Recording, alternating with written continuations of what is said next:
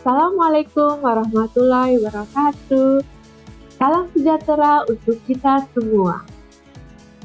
Izin memperkenalkan diri, nama saya Deni Dwi Pangestuti, ujung pandang 13 Maret 1987.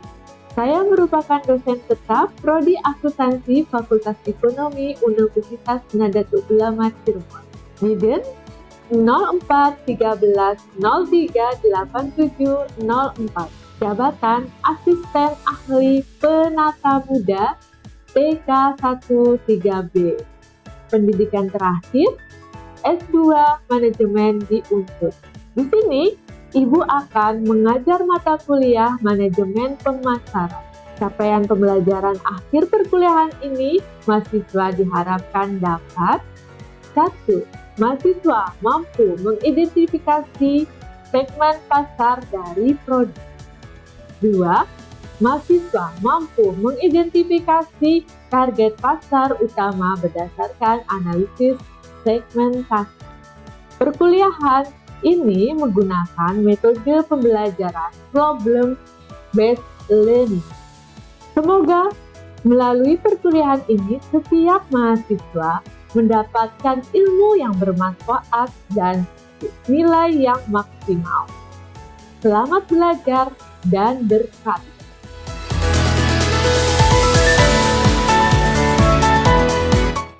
Assalamualaikum warahmatullahi wabarakatuh. Waalaikumsalam warahmatullahi wabarakatuh.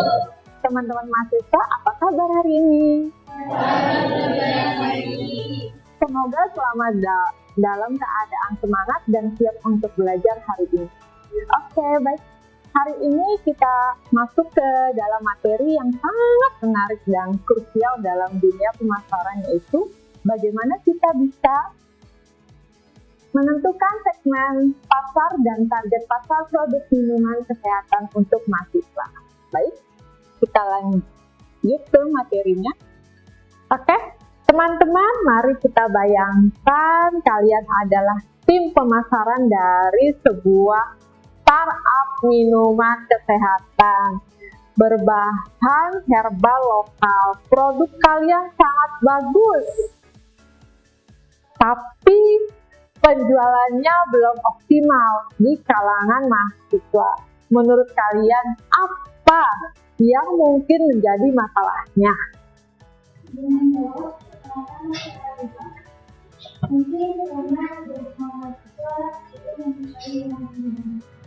Bagus.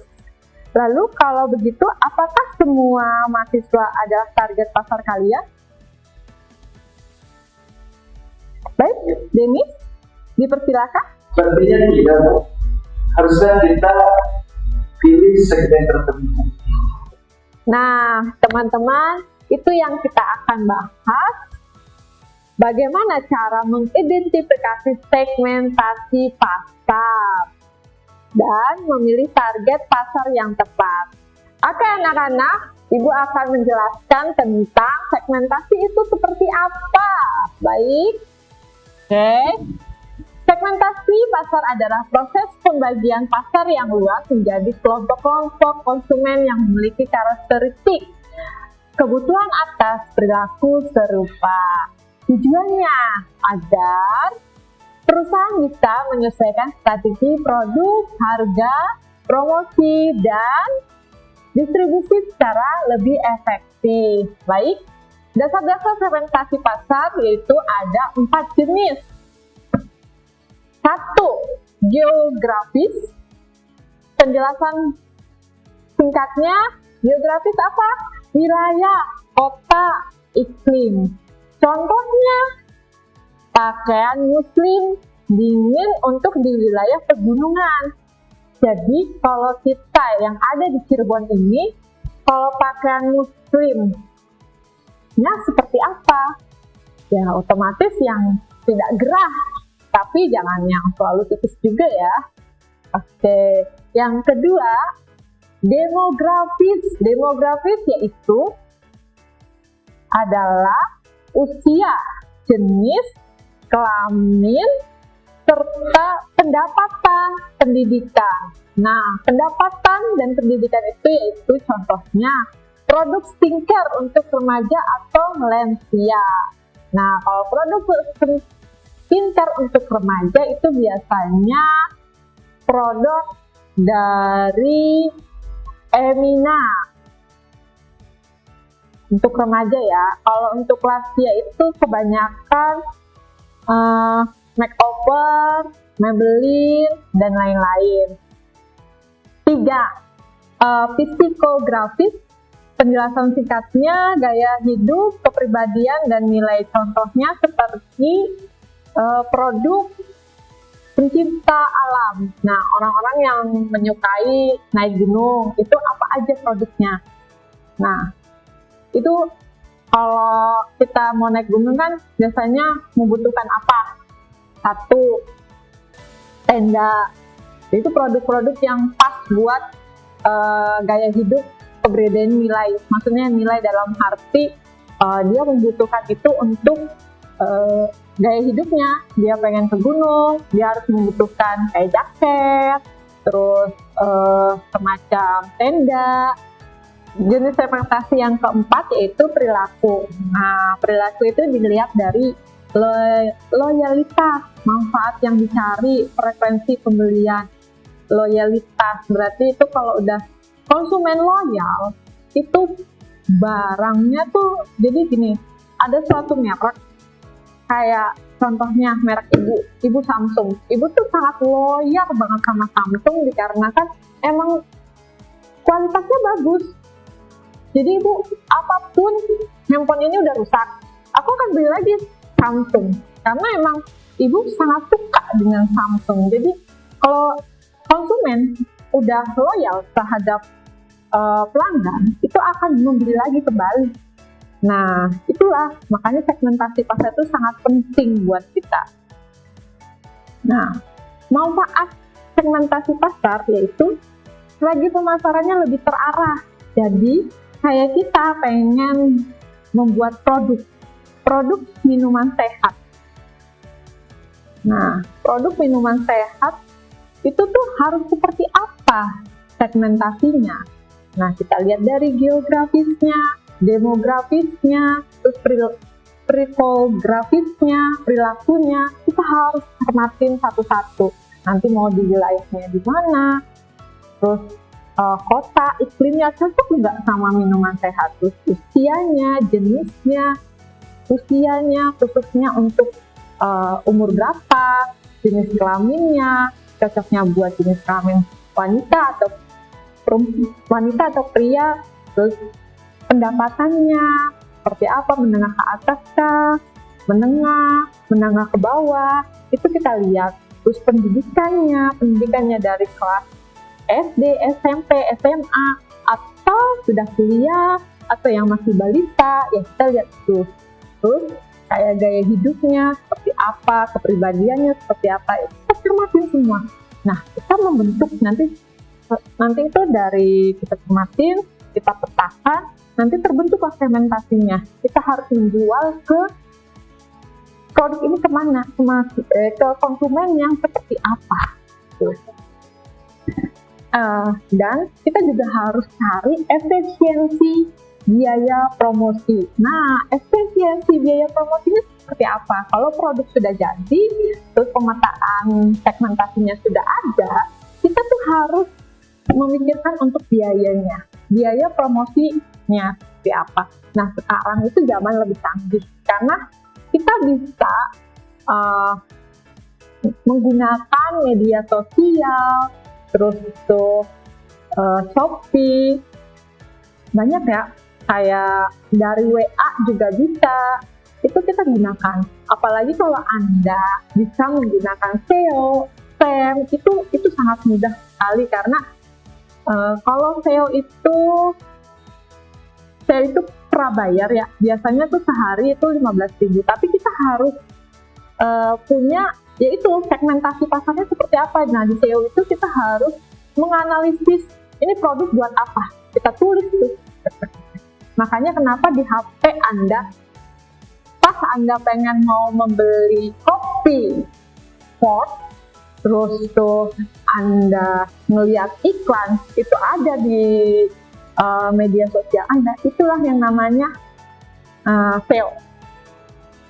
Karena itu nanti kita ada semacam analisisnya dari segmentasi, terus produknya seperti apa, pokoknya itu ada semua di situ. Tapi itu untuk orang kalangan yang kita kalau mau belajar lebih efisiensi lagi ke arah teknologi informasi. Nah, terus di sini ada produk lebih sesuai dengan kebutuhan pasar. Nah, produk yang nanti kita bentuk kelompok ini itu produknya tentang minuman kesehatan ya. Nah, minuman kesehatan itu produknya lebih sesuai dengan kebutuhan pasar seperti apa? Nah, itulah tugas kalian nanti bikin kelompok. Nanti kebutuhannya seperti apa, untuk segmentasinya seperti apa, itu harus dicermatin gitu. Terus peningkatan loyalitas pelanggan. Nah, peningkatan loyalitas pelanggan. Nah, minuman sehat tuh biar gimana ya? Jadi kalau ada orang yang membeli minuman sehat itu tuh orang pengen membeli lagi. Itu gimana caranya? Kalian harus pikirkan. Kayak minuman sehat. Ternyata minuman sehat ini tuh kalau jamu-jamu zaman dulu kan rasanya pahit ya. Gimana caranya biar jamu-jamu itu tuh rasanya lebih kayak semacam modern, terus nggak ada ampasnya, terus rasanya bisa didominan dengan buah-buahan. Kayak contoh, ibu pernah mencoba kayak kunyit dicampur dengan kunyit, terus tuh water, terus sama lemon, itu ibu campur. Itu rasanya sangat gurih, enak, tapi itu sehat. Nah, itu gimana jamu seperti itu gitu loh. Dan orang akan membeli itu, wah ini enak banget ya, aku pengen lagi lah, badan kita sehat, rasanya enak, itu kan pasti akan, konsumen akan loyalitas. Terus apalagi pelayanannya, wah pelayanannya sangat baik, kayak gitu. Kok ramah-ramah ya, terus ada diskon lagi, wah pasti pelanggan akan beli kembali. Baik, kita lanjut ke contoh kasus singkat. Nah, contoh kasusnya seperti sebuah perusahaan minuman sehat anak muda di usia 15 sampai 25 tahun di perkotaan. Nah, demografisnya usia, terus geografisnya lokasi, psikologisnya gaya hidupnya seperti apa. Terus desain kemasan trendinya, promosinya lewat media sosial, dan promosi konser musiknya. Jadi maksudnya kalau kita mau jadi ada konser nih, nah kita bikin demo di situ. Nah, untuk demonya sendiri kita harus punya tester. Gimana caranya biar mengemasnya itu sangat menarik? Nah, itu Anda tinggal pikirkan. Nanti itu tugas untuk tadi kasusnya. Nanti dari tugas itu, Ibu akan membentuk 3 kelompok. Ya, Ibu akan membentuk 3 kelompok. Nah, 3 kelompok itu nanti Anda buat ringkasan. Segmentasi adalah dasar dari pemasaran modern.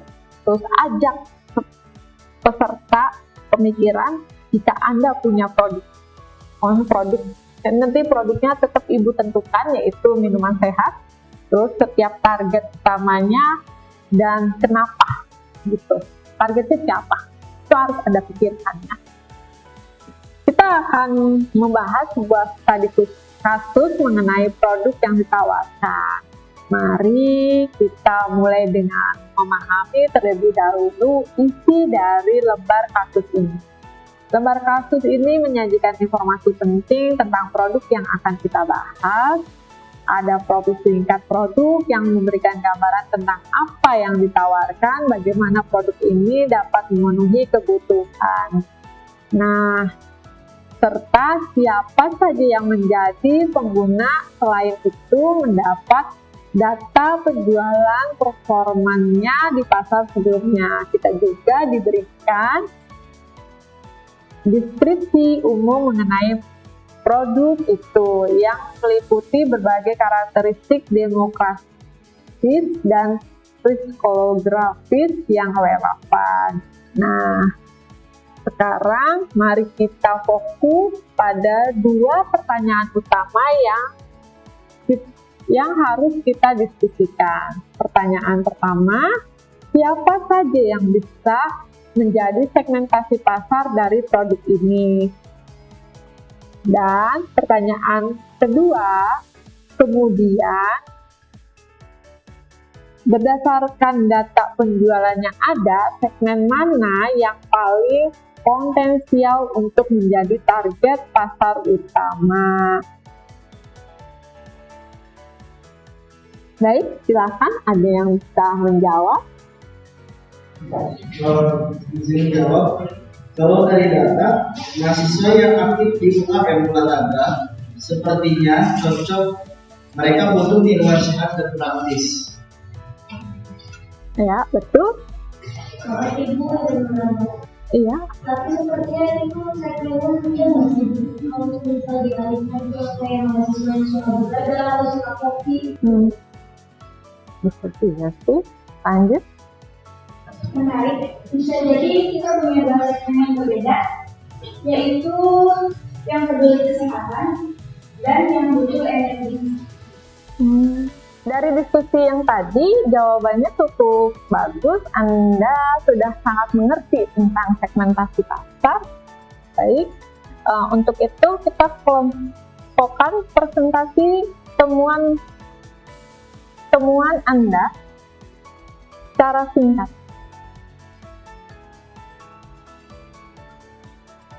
Kelompok 1.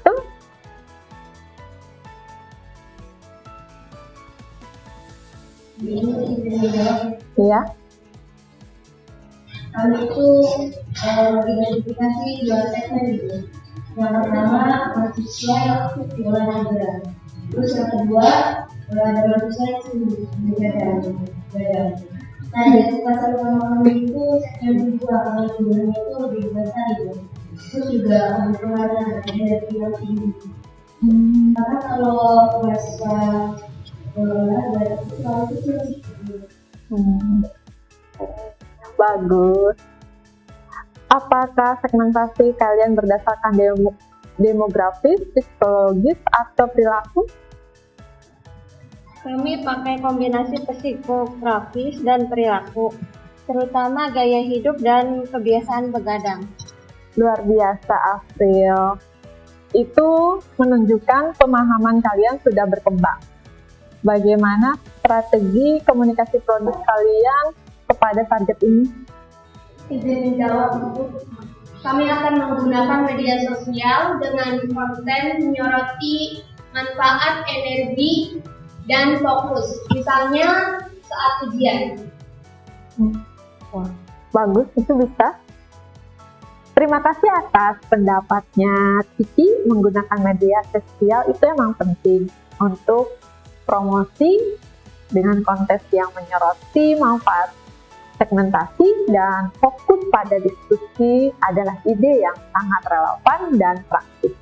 Media ini dapat membantu siswa memahami pentingnya segmentasi dan fokus selama diskusi yang berpengaruh pada kinerja akademisi mereka. Selain itu, pendekatan ini dapat mendorong siswa untuk menerapkan strategi pengelolaan segmentasi secara lebih efisien, sehingga mereka bisa berkonsentrasi dan memberikan hasil terbaik, mengintegrasikan